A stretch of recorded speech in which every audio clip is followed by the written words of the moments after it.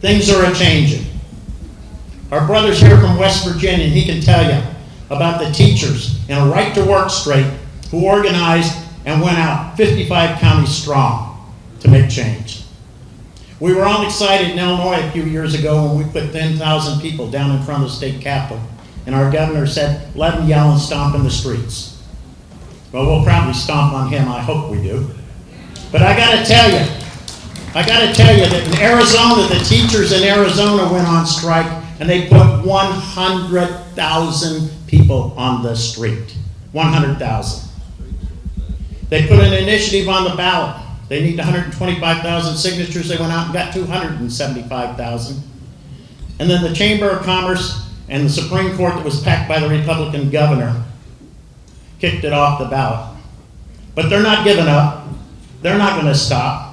And where we beg people to put a bumper sticker on their car, they're having parties where they line cars up and they're writing slogans all over the back of their car windows. Things are changing. In Chicago, for the first time in years, we saw a citywide strike of the hotel workers. A citywide strike. Well over 20 hotels struck. And the hotels have now bowed. Almost all of them. I think there may be 2 out of all who've not decided that they are going to make change and accept the workers' rights. So things are changing. Things are looking up. And I'm glad to say that. And I think we need to remember, as Dr. Martin Luther King said here in Springfield, the 2 most dynamic movements that reshaped the nation during the past 3 decades are the labor and civil rights movements. Sisters and brothers, I'd like to welcome my sister, Joni Hope, who will introduce our speaker. Cecil was born and raised in Cabin Creek, and he was a 6th-generation coal miner. He worked at the Carbon Fuels number 31 mine for 6 years. And then he went on and with Richard Trumka and John Banovic, the slate, they won, and he became the vice president in 1982. Cecil worked and won the Piston strike. It was one of the biggest strikes, the biggest wins that we've had. And anyhow, he has won by acclamation to be president now 6 times. This is the 6th time. And he fought for a few years to win the health care for 22,000 coal miners. And I know there's a few of those coal miners in this room right now. And now it seems that Cecil either is fighting or getting arrested all the time. Because now he's fighting for our pensions. And I'm sure if anybody can do it, Cecil Roberts can. So I'd like to present to you my president and friend, Mr. Cecil Roberts.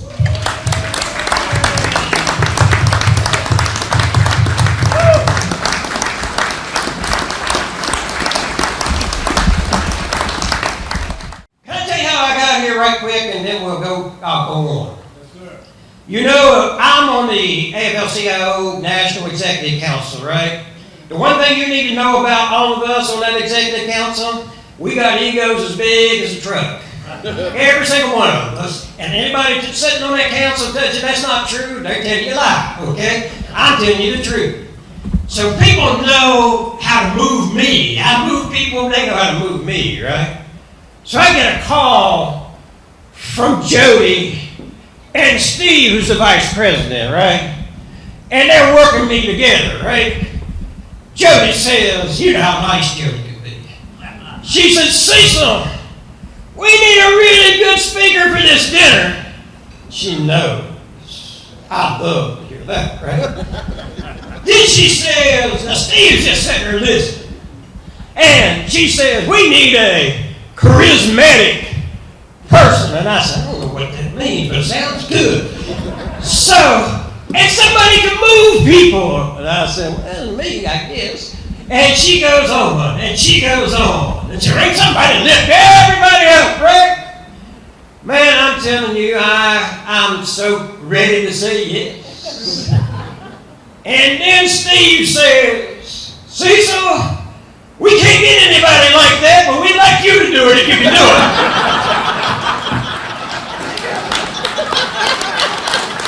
That's how I got it. Thank you, Steve. Look you, Jokey. Thank you, Steve. I'm from a place called Cabin Creek, West Virginia. Most of you never heard of that. I was born 15 miles up a holler, then the road ended. And then you got on a dirt road, that was Shamrock Hollers. I guess I was born in a suburb of Cape Ford, West Virginia. It's the last place up the holler.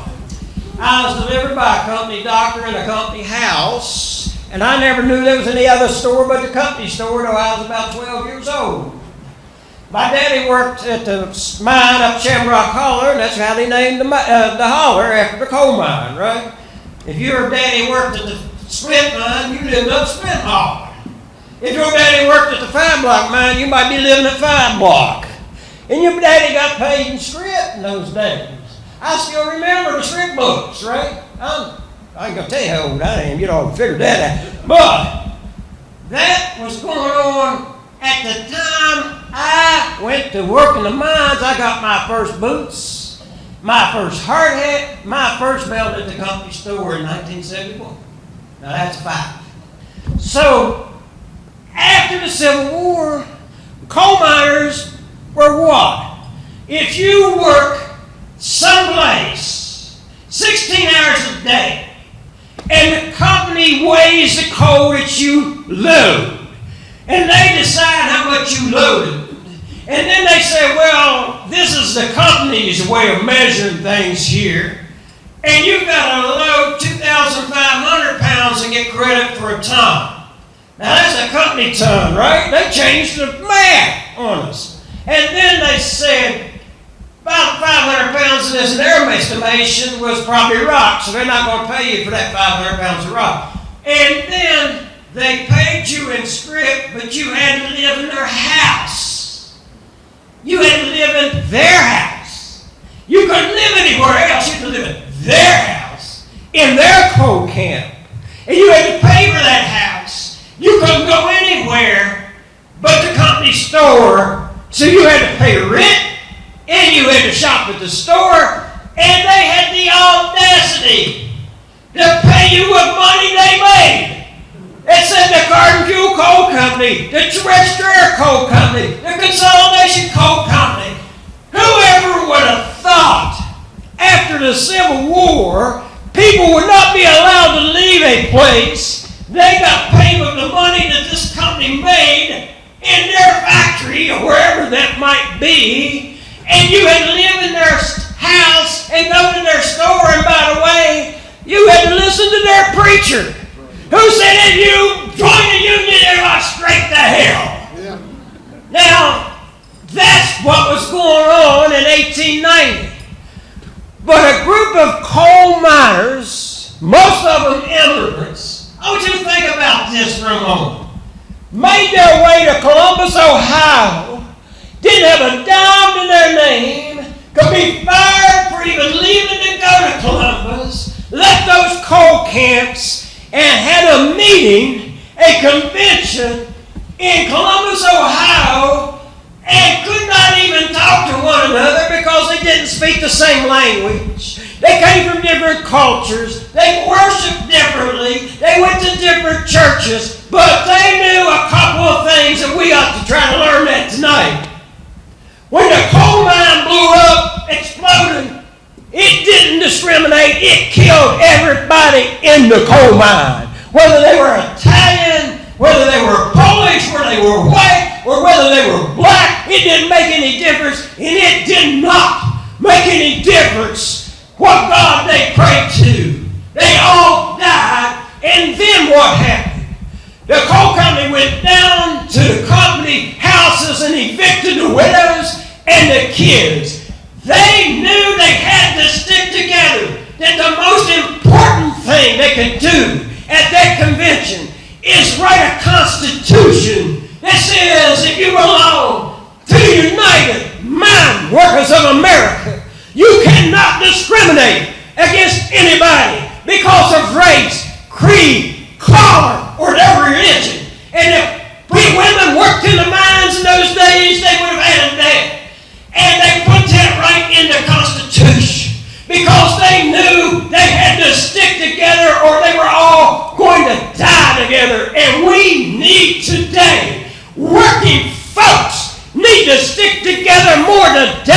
than they ever did in their life.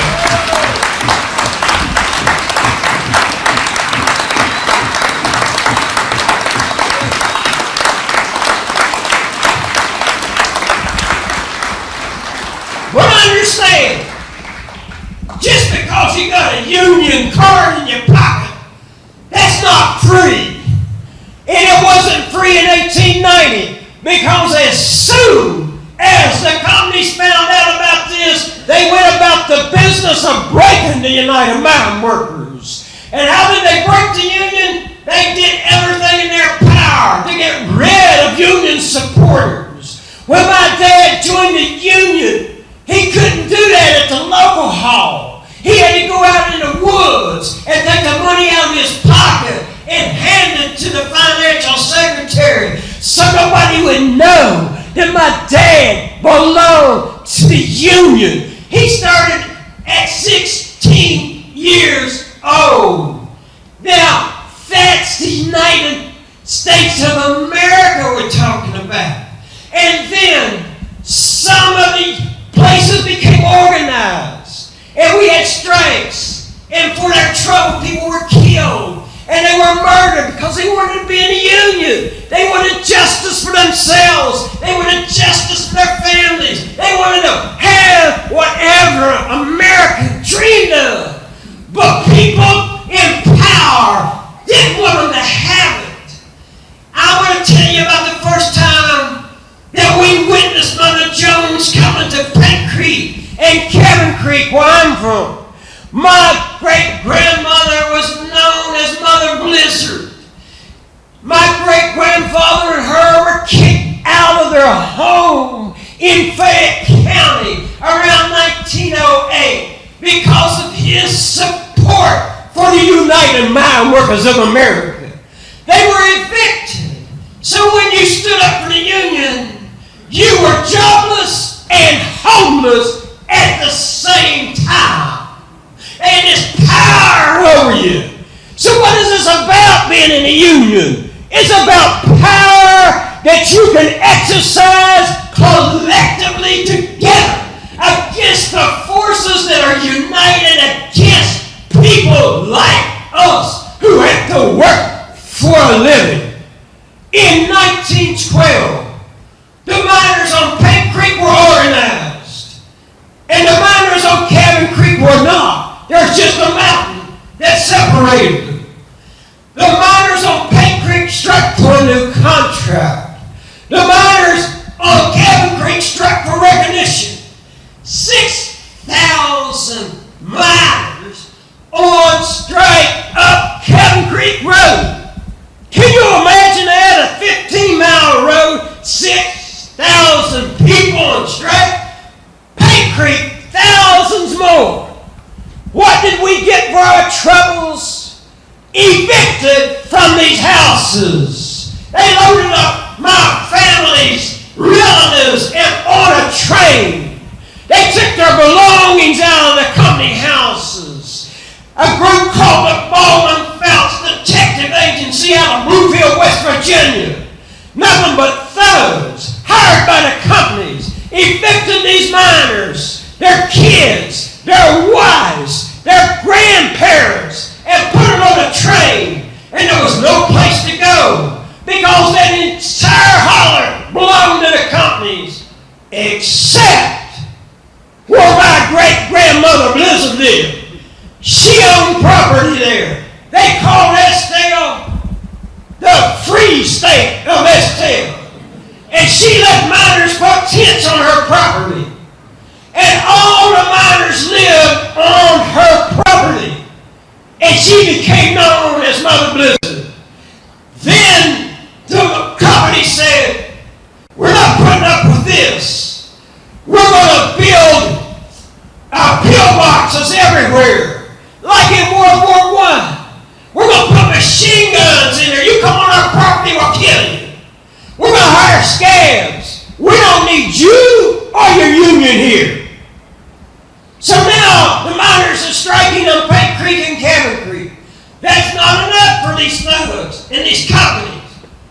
They got what was known as the Bull Moose Special. It was a train that they made an armored car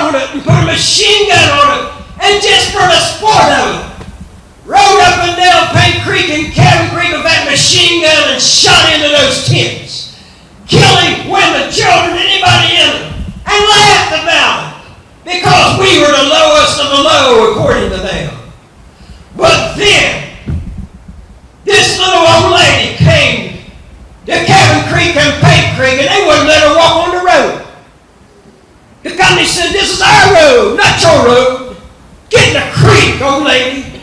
So she walked in the creek up and down that hollow. Then she called for a rally at the mouth of Cabin Creek. And thousands came to hear her. Do you want to know what she said? I don't want to offend you.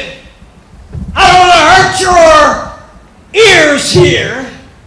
I don't want anybody to leave here and say Cecil cursed. But I'm going to just tell you what she said. She said, you men ought to be ashamed of yourselves. Y'all let these women run this strike. You're all a bunch of cowards. But I'm going to tell you how to win this strike. Go up Pink Creek. Go up Cabin Creek and arm yourselves. And you kill every one of them son of a bitches. That's right. And you burn their temples down and you'll win this strike.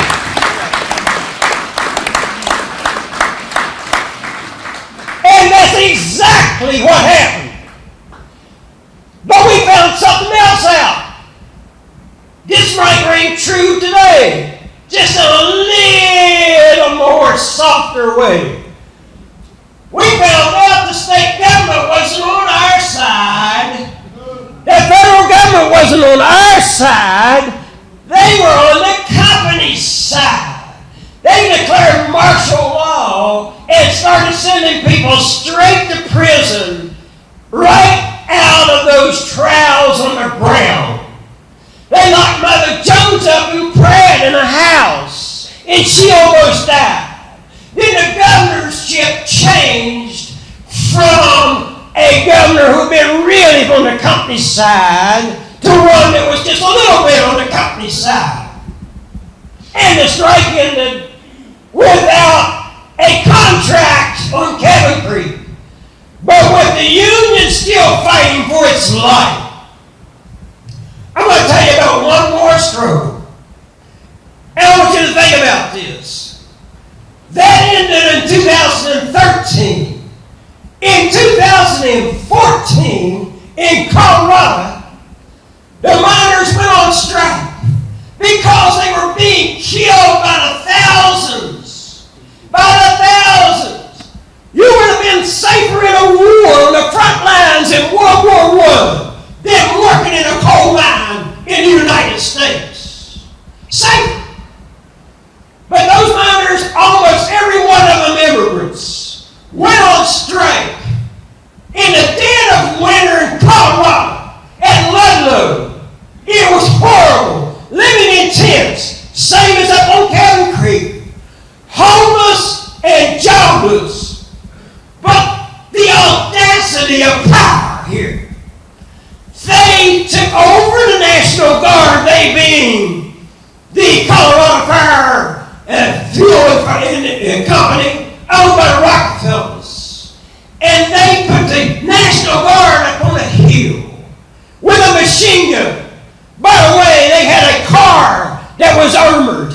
And they called it the Death Special, just like the Baldwin Special. It was the same folks. The Baldwin Phelps thugs from Bluefield, West Virginia. Now they've got experience. They've got knowledge. They know how to break a strike, right? Now they're there. And Mother Jones is getting arrested in Trinidad, Colorado. But then, they just couldn't help themselves. They being the thugs. They start shooting that machine gun right after Easter. And bullets flying through these tents where little kids are. The miners dug holes inside the tent so they could get away from the shots from that machine gun. A 12-year-old boy raised up in the middle of the day was murdered. Struck down by a machine gun, a 12-year-old boy. That wasn't enough either. They walked off that hill, and Louis Tikas, the leader of the United Mine Workers, the Greek leader there, this was a Greek community, was struck in the head by the general with the butt of his rifle and knocked him down. And they shot him 3 times in the back. We just dedicated a statue in the middle of Trinidad this summer to Louis Tigas. We never forget the heroes of the United Mine Workers.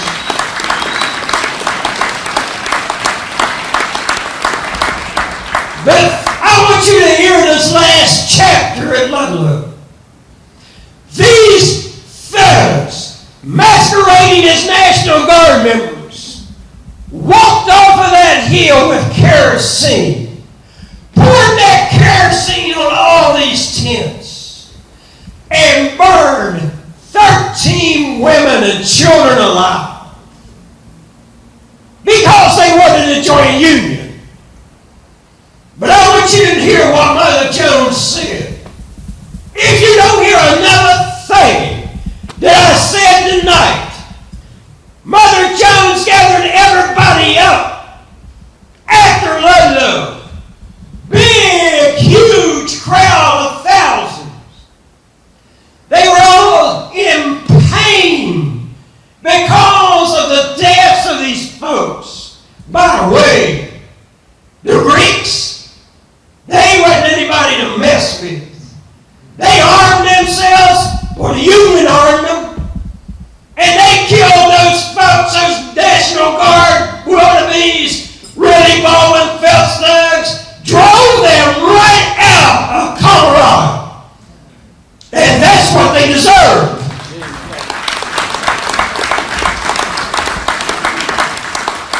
Now hear me now.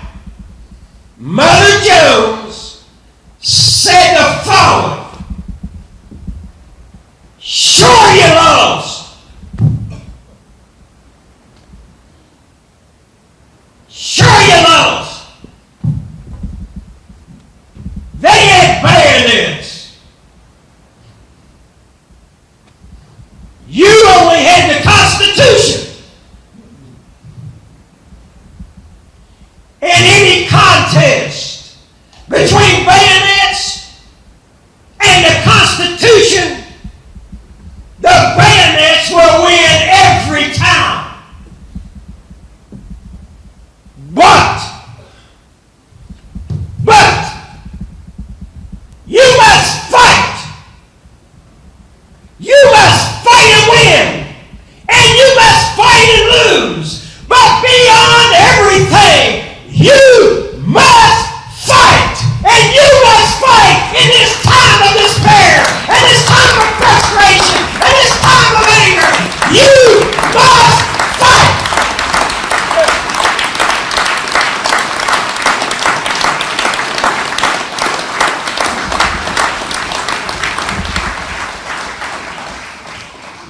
Solidarity, never giving up, being willing to sacrifice yourself, works.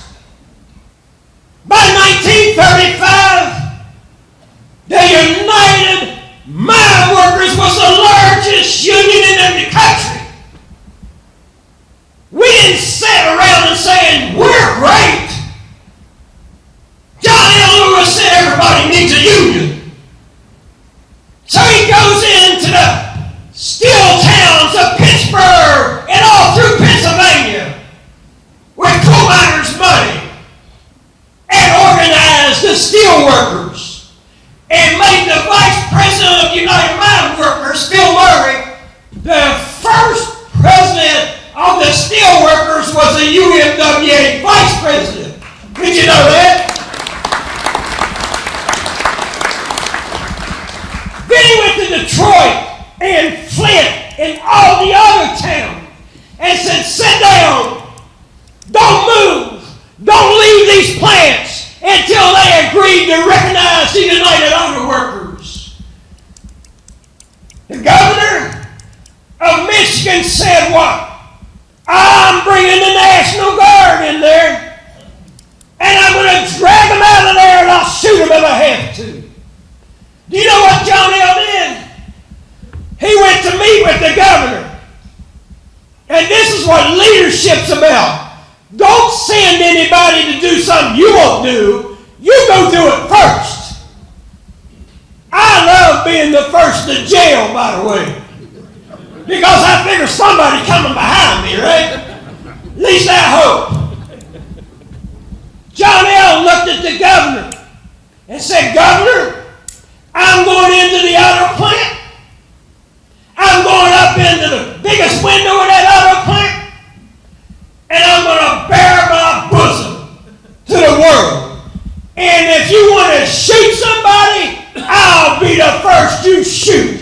And when my body falls out of that window to the ground, you know what you're going to hear? You're going to hear the voice of your grandfather, who was a union organizer, by the way, saying, Frank, what have you done? Guess what? No National Guard.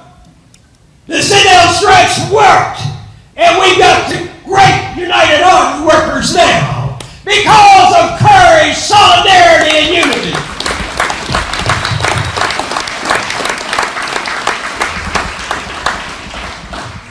My brother talked about Dr. King. Let me close with a few thoughts from Dr. King. And I want you to think about this tonight. Dr. King said something that's a challenge to everybody.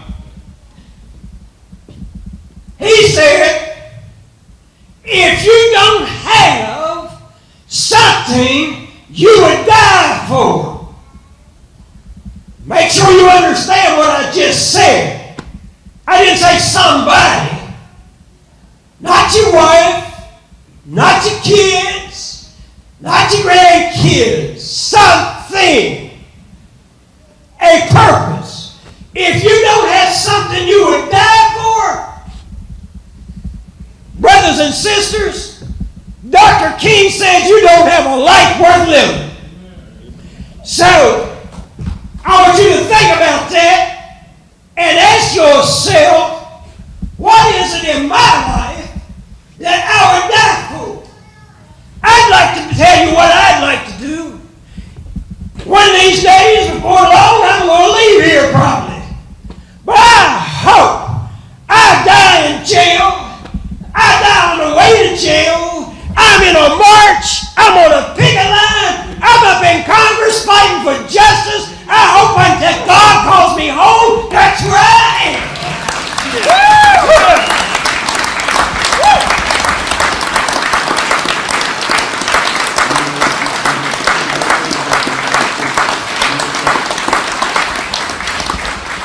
So as you think about that, Dr. King also said part of the greatness of America is the right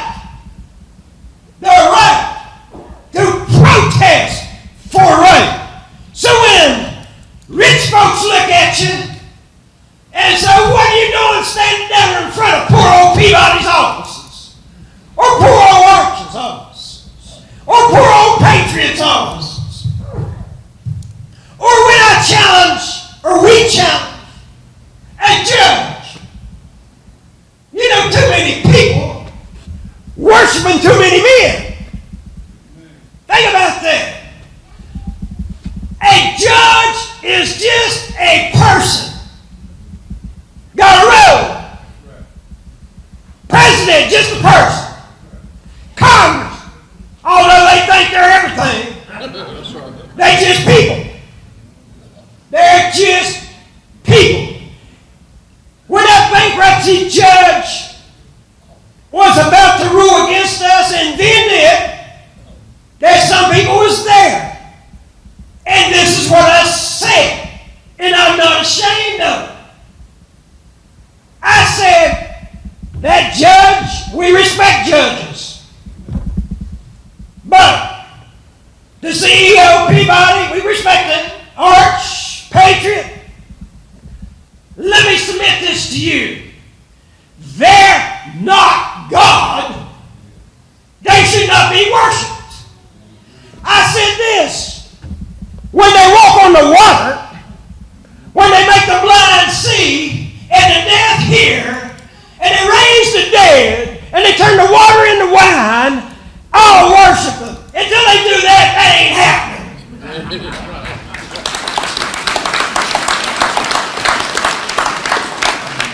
So I said, in all due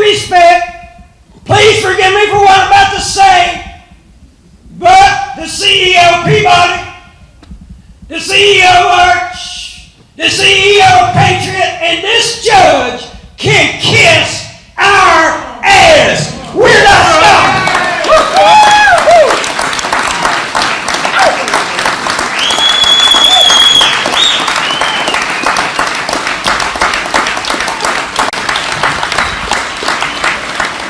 But we got a couple of real special people in here tonight. I want you to think about this. People said Peabody will never give you any money. Arch will never give you any money, and Patriot will never give you any money. But at the end of the day, we got $400 and some million from those people just for us to get out of St. Louis and not come back. Now, you know you're a real pain in the ass when you can do that to a corporation, right? But let me explain something to you. We got 2 or 3 people in here that we had assigned to do nothing but stay in St. Louis and walk around Peabody's offices handing out literature 24 hours a day, 7 days a week. Whenever they agreed to give us $400 million, you know what they said?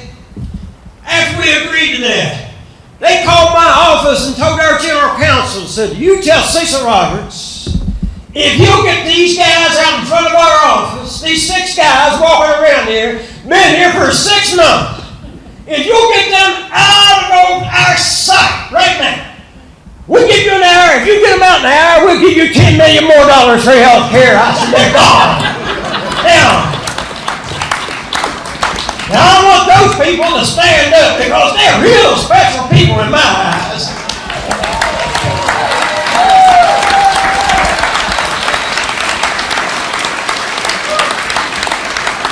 You didn't know we had millionaires in here tonight, did you? You didn't know that, right? But I want you to know that our people in the UMWA they were once known as the shock troops of the American labor movement. And I want you to know what I'm going to report to you tonight. They're still the shock troops of the American labor movement. Let's give the UMWA members in here a round of applause because they heard me.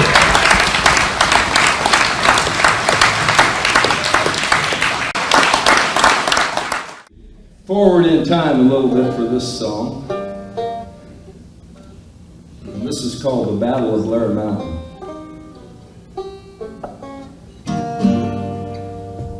You ready there? Can you all hear us okay? Or we're not, is it too loud? Or are you okay?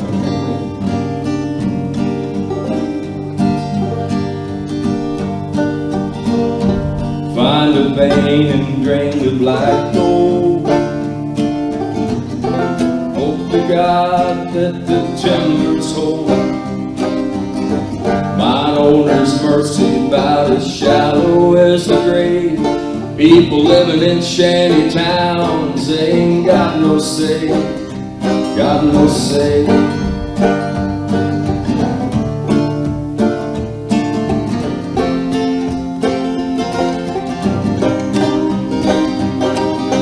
14-hour shifts, such a meager wage. Mother Jones can't help us now anyway, anyway. Yeah, take the rails, take the roads by force, deliver us from the gathering storm. Lay down your Bible, pick up your gun, Blair Mountain, here we come, here we come.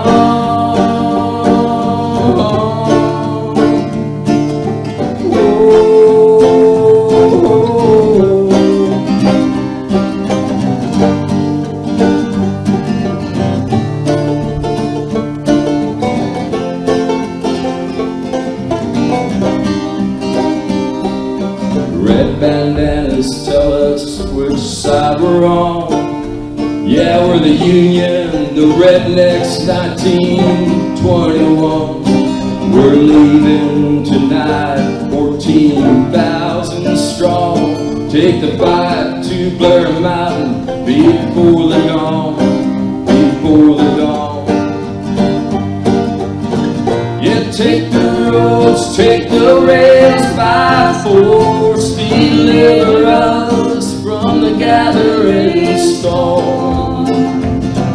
Lay down your Bible, pick up your gun, Blair Mountain, here we come, here we come.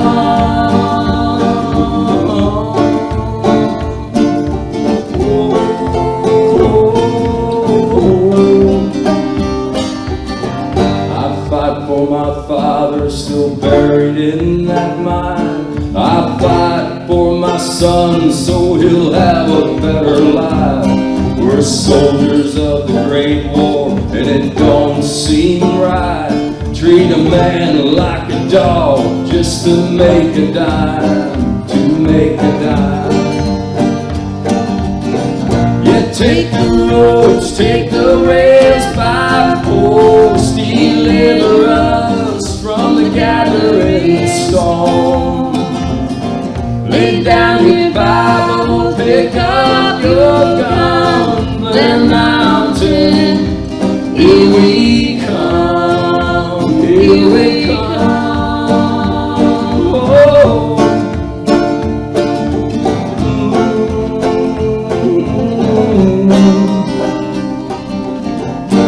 Find a vein and drain the black gold. Hope to God that the timbers hold. All right. Thank you folks very much. I wondered if we should have updated that to say, lay down your Bible, pick up your ballot. Maybe. Try that method first at least. Okay. Is that G? We're going to sing this. We understand this was a kind of Mother Jones theme song, so we're going to send this out for her. If you know it, help us out. She'll be coming round the mountain when she comes. She'll be coming round the mountain when she comes. She'll be coming round the mountain. She'll be coming round the mountain. She'll be coming round the mountain when she comes. Well, we'll all go out and greet her when she comes. Yeah, we'll all go out and greet her when she comes. Yeah, we'll all go out and greet her. All go out and meet her. Well, we'll all go out and meet her when she comes. Yeah, we'll kill the old red rooster when she comes. Yeah, we'll kill the old red rooster when she comes. Yeah, we'll kill the old red rooster. We'll kill the old red rooster. We'll kill the old red rooster when she comes.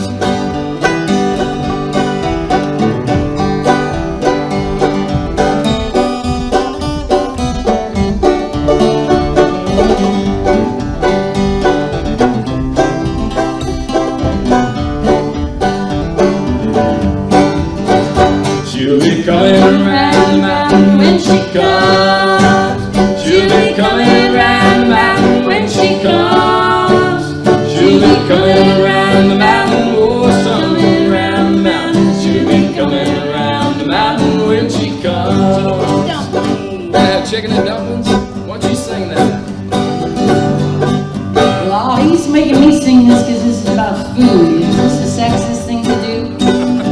Because I don't cook. We all know I don't cook. Well, I'll have chicken and dumplings when she comes. Well, I'll have chicken and dumplings when she comes. Well, I'll have chicken and dumplings. Well, we'll all have chicken and dumplings. Yes, we'll all have chicken and dumplings when she comes. We'll be coming round the mountain when she comes. She'll be coming round the mountain when she comes. They're coming round the mountain. She'll be coming round the mountain. She'll be coming round the mountain when she comes. Yeah, coming round the mountain when she comes.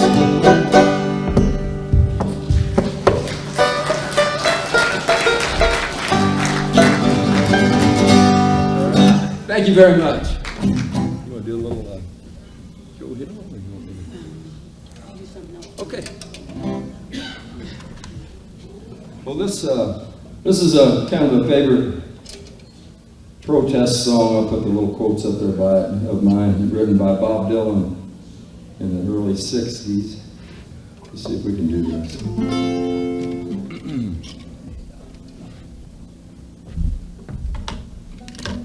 The way things been going lately, it's hard telling how things are going. So this song's called "Blowing in the Wind." That's where the answer's at, I suppose, sometimes.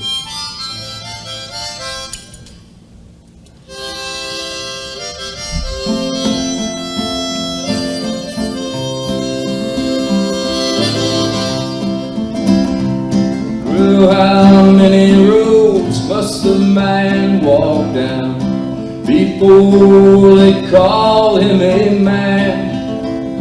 Yes, and how many seas must a white dove sail before she sleeps in the sand? Yes, and how many years must the cannonballs fly before they're forever banned? All the answer, my friend, is blowing in the wind. The answer is blowing in the wind.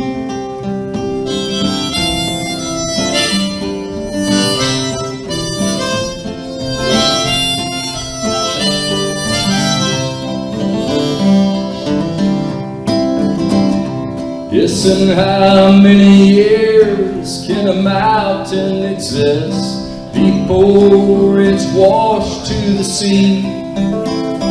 Yes, and how many years can some people exist before we're allowed to be free?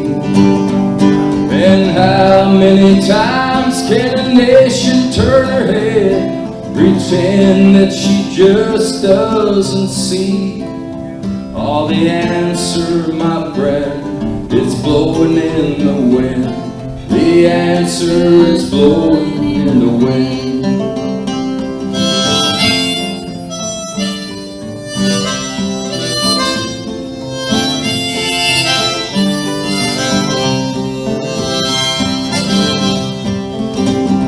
Yes, and how many times must a man turn his head before he sees the sky?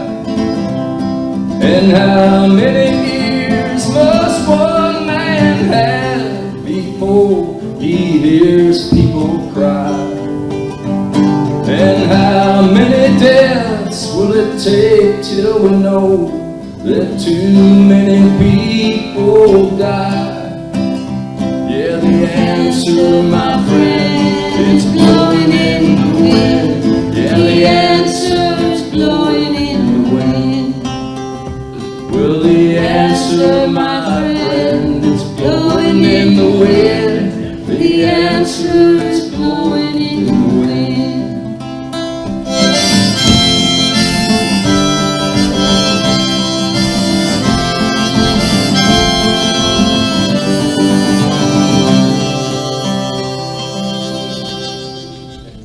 Can we all stand? Thank you. Can we all stand and hold hands and all stand and hold hands and we'll sing solidarity? Is there aught we hold in common with the greedy parasite who would lash us into certain and would curse us all his might? Is there anything left but to organize and fight? For the union makes us strong. Well, solidarity forever, solidarity forever, solidarity forever, for the union makes us strong. Well, solidarity forever, solidarity forever, solidarity forever, for the union makes us strong. Well, the union makes us strong. That's pretty strong. Thank you for helping out.